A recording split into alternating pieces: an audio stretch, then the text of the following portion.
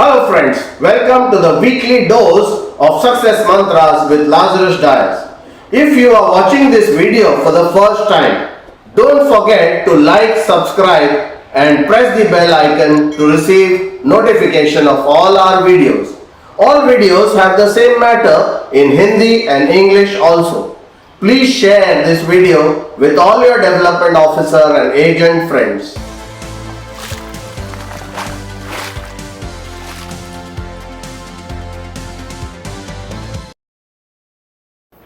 Hello friends, आज हम लोग गोल सेटिंग के बारे में बात करेंगे। आपको पता है कभी कभी जनरली जैसे मतलब सीनियर डीएम हमारे ब्रांच सीनियर डीएम आते हैं, एक प्रोग्राम होता है या जोनल मैनेजर आते हैं और प्रोग्राम होता है और वहाँ पूछा जाता है कि कितने लोग एमडीआरटी करेंगे और आप देखेंगे बहुत बड़ी भीड़ चली जाती है। ऑडिटोरियम अगर रहेगा वहाँ बहुत सारे एजेंट्स रहेंगे तो काफ़ी सारी भीड़ चले जाती है ये बताने के लिए कि हम एमडीआरटी करेंगे। बट दोस्तों आपको पता है उसमें से 90% लोग कर नहीं पाते हैं, करते नहीं हैं क्योंकि उनका गोल सेटिंग जो है वो प्रॉपर हुआ नहीं होता है। तो गोल सेटिंग कैसे करना चाहिए, एक एजेंट को गोल सेटिंग कैसे करना चाहिए? तो गोल सेटिंग के लिए आपको जरूरी है सबसे पहले आपको ये पता होना चाहिए पर्सन टू सेल आपका रेशो कितना है, मतलब कितने, हर एक इंश्योरेंस एजेंट के लिए ये अलग है।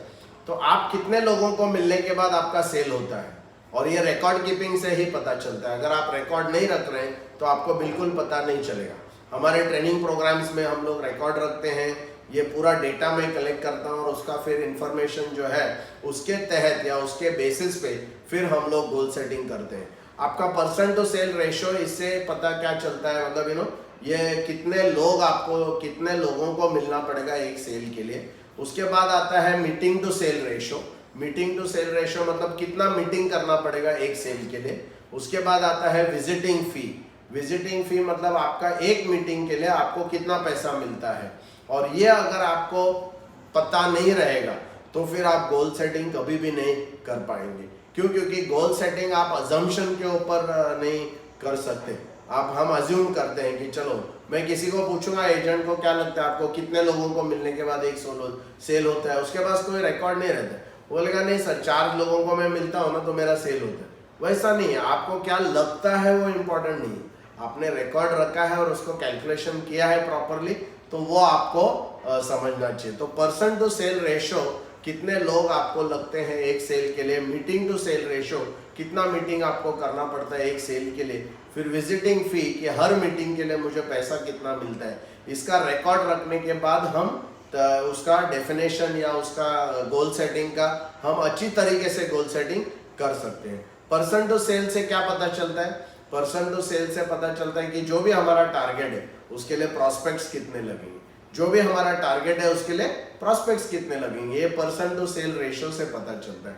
मीटिंग टू सेल रेशो और विजिटिंग फी से क्या पता चलता है कि आपको कितना मीटिंग करना पड़ेगा वो पर्टिकुलर गोल अचीव करने के लिए। अगर आपको एमडीआरटी करना है, सीओटी करना है, टीओटी करना है, उसके लिए कितना आपको मीटिंग करना पड़ेगा वो अचीव करने के लिए। My dear friends, today we are going to talk about goal setting.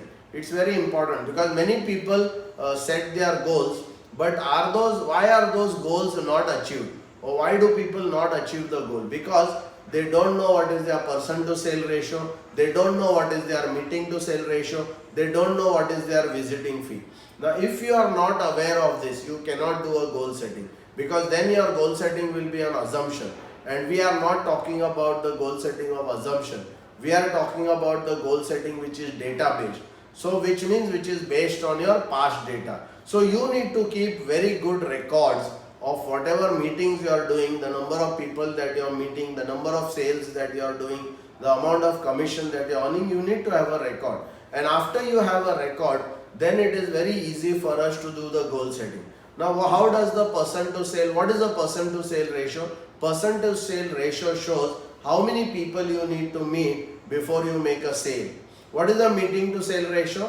It shows how many meetings you need to do to make a sale. And what is the visiting fee? It shows what is the amount of money that you are earning for every meeting that you do. These are the 3 things which can only be known if you keep data and record for at least 6 to 8 months. Now how does the prospect to sale help us in goal setting? It tells us based on our goal, how many number of prospects we will need. Very important, how many number of prospects. So the person to sale gives us an information for a particular goal, how many prospects we'll need. The meeting to sale ratio and the visiting fee will help us to define for a particular goal how many meetings will be required. And that is where you are giving a very definite shape to your goal setting. And if you do the goal setting in this particular way, I can guarantee you that you will be able to be very successful in your insurance career. Thank you.